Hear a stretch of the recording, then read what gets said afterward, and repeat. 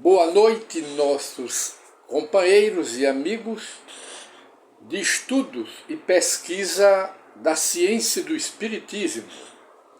Voltamos hoje, que é dia 18 de fevereiro de 2022, com a nova edição do programa Encontro com o Espiritismo, para tirar as dúvidas das pessoas que não conhecem o Espiritismo e que muitas vezes, pela falta de estudo da doutrina, de conhecimento do Espiritismo, confundem o Espiritismo com outras práticas religiosas, de doutrinas espiritualistas, e até que confundem o Espiritismo com seitas, quando, na verdade, o Espiritismo não é uma seita.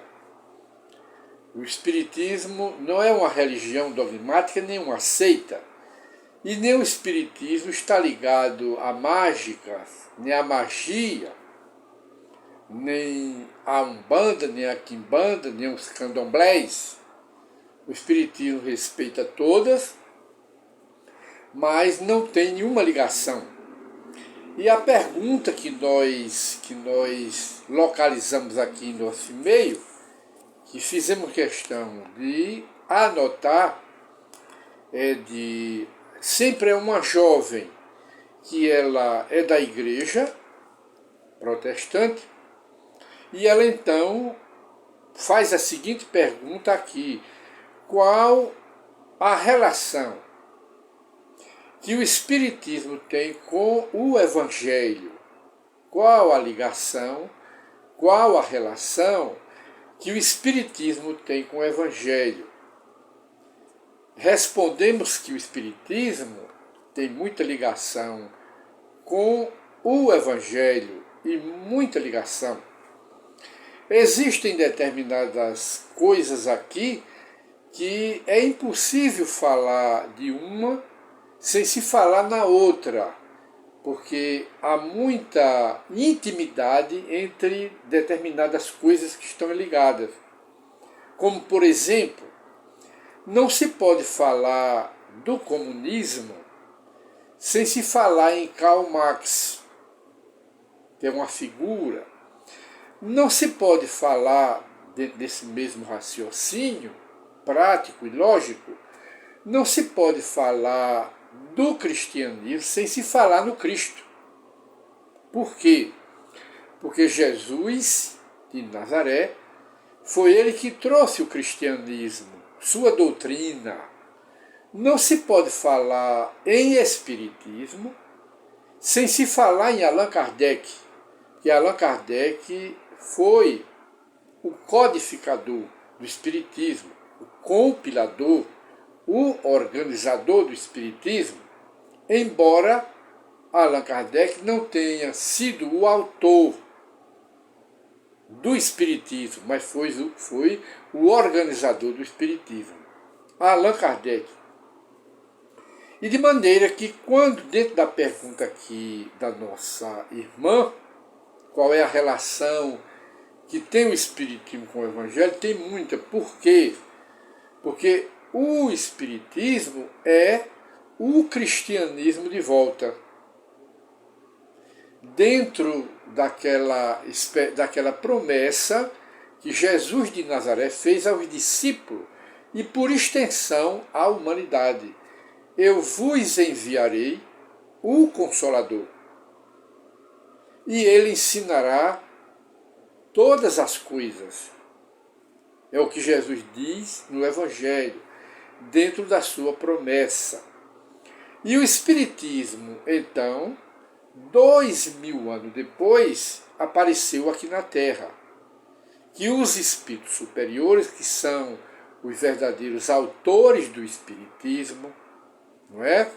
Eles apresentam o Espiritismo como o Consolador prometido por Jesus há 2000 anos, naquela época. Daí existir, não é? Respondendo à pergunta da nossa irmã, a ligação do Espiritismo com o Evangelho, Evangelho com o cristianismo, cristianismo com o próprio Cristo. Por quê? Porque o Espiritismo é o Cristo de volta. Não de volta como pessoa, mas em termos de doutrina, em termos de ensinamento. O Espiritismo hoje que veio explicar o que Jesus não explicou na época, não porque ele não sabia, não, ele sabia tudo, mas como os homens daquela época não estavam espiritualmente preparados, maduros de compreensão para alcançar os mistérios da natureza, ele diz: eu vos enviarei o Consolador, que ele explicará o que hoje eu não estou explicando, mostrando que o ensino dele ficou incompleto. E quem viria completar? O Espiritismo, hoje. Logo, o Espiritismo é o Cristo de volta. Sobretudo em termos de moral do Cristo. A moral que Jesus ensinou é a mesma moral que o Espiritismo ensina hoje. E o objetivo do Espiritismo hoje é o mesmo do Cristo. Por quê e para quê? Tudo tem um porquê e um para quê. Por que Jesus veio ao mundo e para quê? Porque a humanidade estava em alto desespero, a humanidade, e ele veio, inclusive cumprindo a promessa dos profetas há 2000 anos, dos antigos profetas, que já falavam do Messias, que viria o Messias. Ele veio cumprir essas profecias do passado.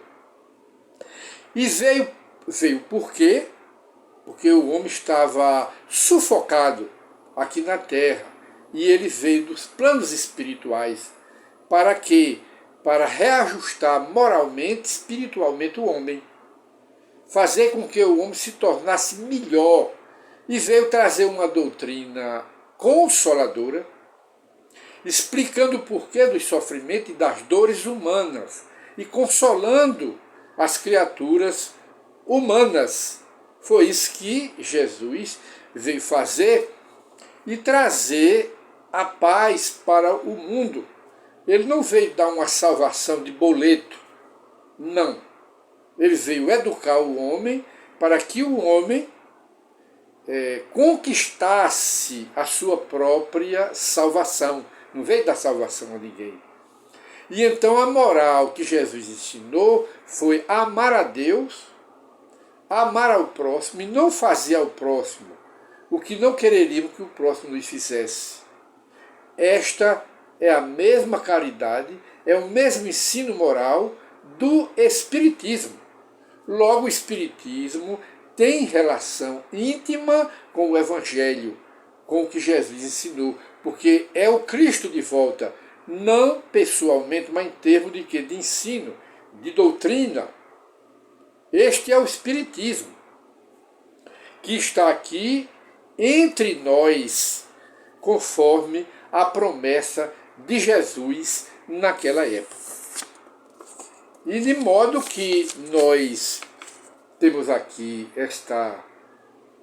E o Espiritismo, e ela também pergunta aqui, antes do Espiritismo, Kardec teve religião? Antes do Espiritismo, Kardec teve religião? Essa é a pergunta. Ora, Allan Kardec não teve uma religião, nem foi católico, nem protestante. Ele era descrente, ele era um sábio na antiga França. Naquela época ele era um sábio. Mas ele nasceu num berço católico e teve uma educação em um colégio protestante. Ele ficou no meio, mas como a posição dele era de um missionário para ser o codificador do Espiritismo aqui na Terra, aí ele foi conduzido pelos espíritos superiores para a sua missão, que foi o quê? Codificar o Espiritismo. Não foi ele que criou o Espiritismo, não. Allan Kardec foi o codificador, o organizador do Espiritismo, porque o autor do Espiritismo são os espíritos superiores, E todo o conteúdo do livro dos Espíritos é o resultado do ensino dos espíritos superiores.